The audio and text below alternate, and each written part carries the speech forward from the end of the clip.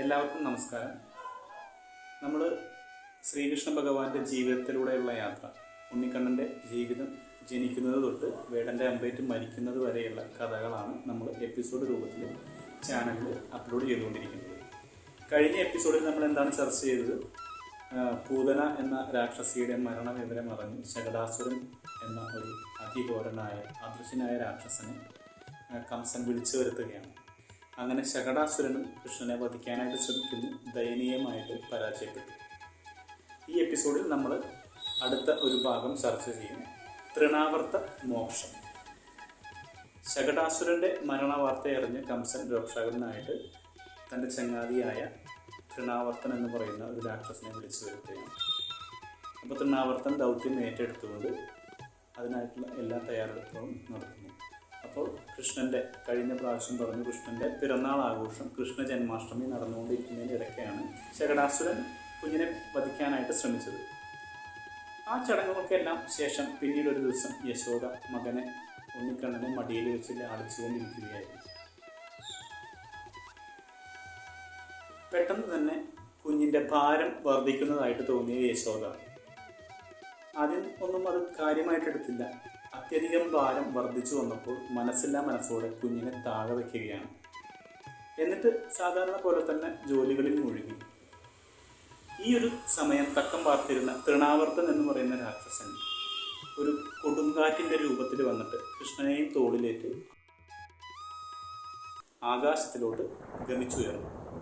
ഈ ഒരു സമയം തൃണാവർത്തൻ ചുഴലിക്കാറ്റും കൊടുങ്കാറ്റും പൊടിപടലവുമെല്ലാം സൃഷ്ടിച്ചുകൊണ്ട് വൃന്ദാവനത്തിലാകെ ഒരു ഇരുള് പരത്തി.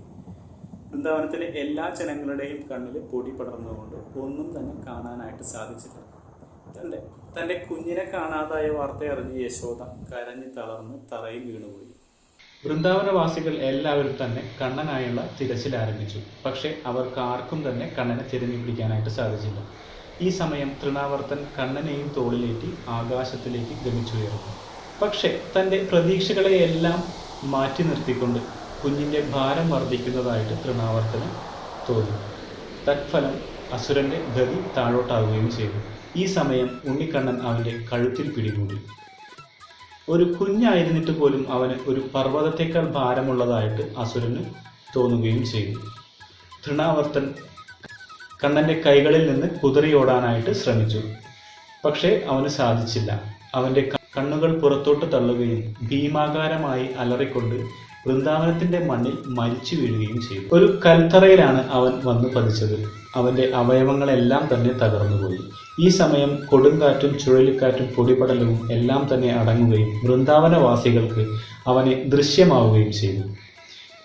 ഉണ്ണിക്കണ്ണനാകട്ടെ അത്യുത്സാഹപൂർണ്ണം ഈ അസുരന്റെ ദേഹത്ത് കളിച്ചുകൊണ്ടിരിക്കുകയായിരുന്നു. ഗോപികമാർ ഓടിയെത്തി വാത്സല്യത്തോടെ അവനെ വാരിയെടുത്തു. വൃന്ദാവനം ഒട്ടടങ്കം തൻ്റെ കണ്ണനെ തിരിച്ചു കിട്ടിയ സന്തോഷത്തിൽ തുള്ളിച്ചാടി. ഗോപികമാർ അവനെ യശോദാ മാതാവിനെ ഏൽപ്പിക്കുകയും അമ്മ അവനെ വാരിയെടുത്ത് ഉമ്മ വയ്ക്കുകയും ചെയ്തു. തൻ്റെ പൊന്നുമകനെ തിരിച്ചു കിട്ടിയ സന്തോഷത്തിൽ ദേവീദേവന്മാർക്ക് അവർ നന്ദി പറഞ്ഞു. ഈ സമയം അവിടെ എത്തിയ നന്ദമഹാരാജാവ് മുന്നൊരിക്കൽ തന്നോട് സൂചിപ്പിച്ച കാര്യത്തെക്കുറിച്ച് ഓർത്തുപോയി. ഈ തൃണാവർത്തൻ എന്ന് പറയുന്ന രാക്ഷസൻ പൂർവജന്മത്തിൽ സഹസ്രാക്ഷൻ എന്ന് പറയുന്ന ഒരു പാണ്ഡ്യ രാജാവായിരുന്നു.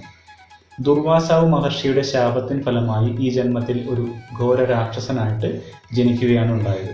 വൃന്ദാവനത്തിൽ വെച്ച് ശ്രീകൃഷ്ണ ഭഗവാനെ വധിക്കുവാൻ ശ്രമിക്കുന്നതിനിടയിൽ വധിക്കപ്പെടുകയും ശാപമോക്ഷം ലഭിക്കുകയും ചെയ്യുമെന്ന് പൂർവ്വജന്മത്തിൽ തന്നെ ദുർവാസാവ് മഹർഷി അവനോട് പറഞ്ഞിരുന്നു.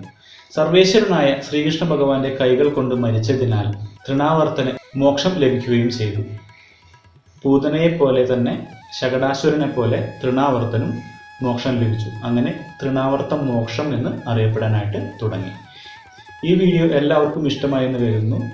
ചാനൽ സബ്സ്ക്രൈബ് ചെയ്ത് വീഡിയോ ലൈക്ക് ചെയ്യുമെന്ന് പ്രതീക്ഷിക്കുന്നു. നന്ദി, നമസ്കാരം.